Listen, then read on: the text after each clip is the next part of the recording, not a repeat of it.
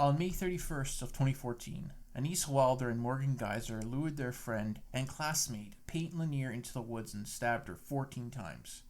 The reason for this heinous act was to please a fictional character known as Slenderman. We'll be taking a look at this and more on today's very first episode of The Wall of Unusual.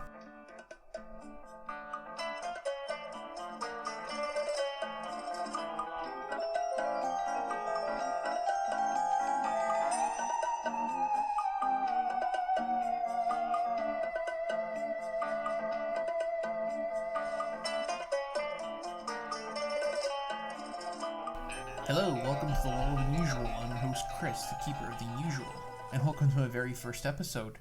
So, before we cover the Slenderman Stabbing case, let's go into where did Slenderman come from. Now, Slenderman originated on a website called Creepypasta. If you're not too familiar with it, Creepypasta is a website where one can upload horror stories. Some SCP lore can be found on that if you guys are familiar with that. Also, some rituals can be found on there as well. But Slenderman started off on this website with a story that a user submitted. Now, Slenderman is said to have no face. He is a very tall person. He has really long arms, and he wears an all-black suit with a black tie and a white shirt. Now, there's a whole bunch of stories overall revolving around Slenderman. He has his own mythos. A lot of awesome TV shows have happened from this guy. There's also a popular YouTube series called Marble Hornets, which pretty much revolves around the Slenderman lore. But Anissa Weier and Morgan Geyser really started to obsess with this character. They were reading from the website. They literally would have notebooks full of Slenderman stuff. It got to the point where they thought that Slenderman was real and that Slenderman was talking to them. Now, both of them, or one of them, said that they have to make an offering to Slenderman in order for Slenderman to come, take them away, and live with him in this huge mansion where all of his proxies live. So they decided that they were to kill their best friend and classmate, Payton Leutner. Now, mind you, both these girls are 12 years old, and they have this line of thinking. And they literally planned out this murder to the point where they had a shopping list, they had a plan, we're going to do A, B, C, and D to kill our friend. And they both had the attitude of, if we don't go through with this murder, Slenderman's going to come and kill us. So they invited Payton over for a sleepover. They're all having a good time. Then both girls said to their friend, hey, let's go play a game of hide and seek in the local park. So they went there. And that is where the stabbing took place. Now, both of them pinned their friend down and stabbed her 19 times. From what I read, they missed a lot of vital organs. One stab wound was in her stomach, and they just left her for dead, and both of them ran off. I believe it was Morgan that said, hey, we're going to go get help, but they never did. Now, thankfully, Payton survived her injuries and ended up crawling out of the woods and was found by a cyclist. When the cyclist called 911 and the police dispatcher asked, okay, can you ask if she knows who did this to her? She said, my friends did this to me.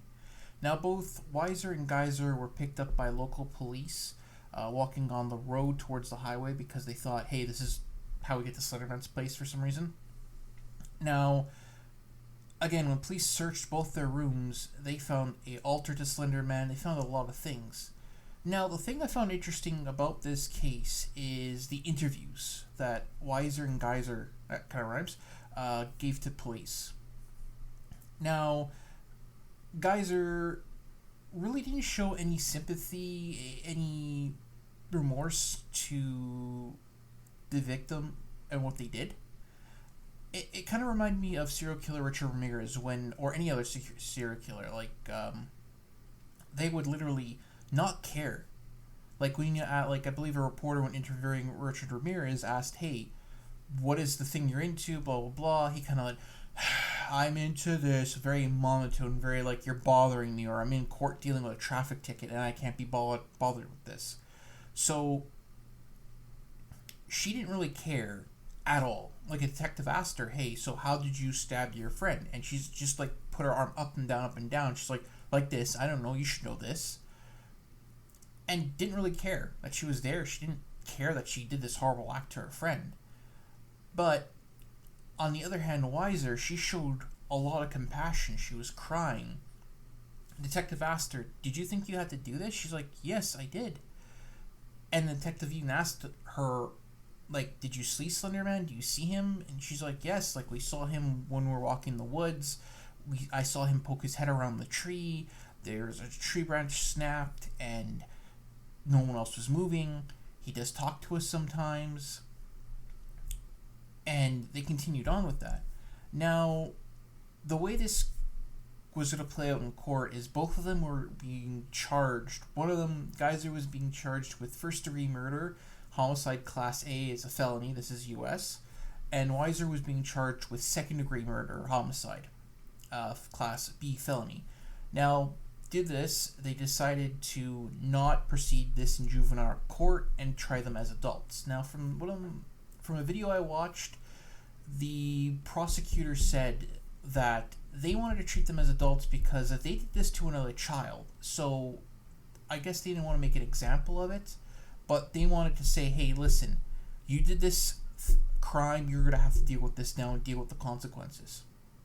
So Weiser pleaded guilty to being party to second-degree murder or homicide, and she was found not guilty due to mental disease and defect. Geyser pleaded under the offense that she would not go to trial and would be evaluated by a psychologist and deemed how long she should stay in a mental health hospital. She was later placed there and found not guilty due to the reason of mental disease. Now, both of them did have mental illnesses. One was diagnosed with schizophrenia. The other one was diagnosed with depression and a different illness. And they were supposed to remain in this psych ward until the age of 37. Now, Geyser got the minimum sentence of 40 years, and the last 3 were pretty much in confinement. It was until recently, I think Morgan was set free, actually, but she was put on a whole bunch of restrictions for her release. Now, this is a very interesting case due to the fact that not a lot of people know about it. Like, I remember when this case first broke out and I heard about this, I'm like, holy shit. Like, wow. And it kind of blew this small community by storm. And people were like, okay, like, if they did this, like, this is kind of horrendous. Like, oh my god. So, again, this is a very interesting case. Now, there are a lot of things, a lot of moving parts with the legal system that involved this. I'm not too familiar with it, so I don't really want to go into this. But I just find it interesting how this played out. Like, a forensic psychologist that I watched a video on said that they both fed into their illusion that Slenderman was real and this was going to happen. But I think one of them was the ringleader, and one of them knew and told her, okay, I can manipulate this. I believe it was Geyser. She showed no remorse. Even if you look up a mugshot, she has a very stone cold face, not showing anything, any remorse, nothing. So that's all for this. I hope you guys enjoyed the very first episode of The Wall of Unusual. I have more to come. Now, if you guys want to get in touch with me, you can email me at thewallofunusual@gmail.com. It's all one word, all lowercase. Or you can find me on Twitter. I had a brain fart there. At Wall of Unusual. U has a capital E on it. And you can also find me on TikTok at The Wall of Unusual too. So if you have any future subjects you'd like me to cover, email me or just DM me on Twitter, and I'll look into them and maybe put them into the rotation. Now, for my next episode, I'll be covering serial killer Ted Bundy. And for the third episode, I'll be going into the more paranormal aspect of Ted Bundy.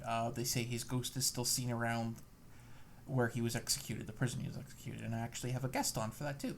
So, hope you guys enjoyed this very first episode, and stay weird, my friends.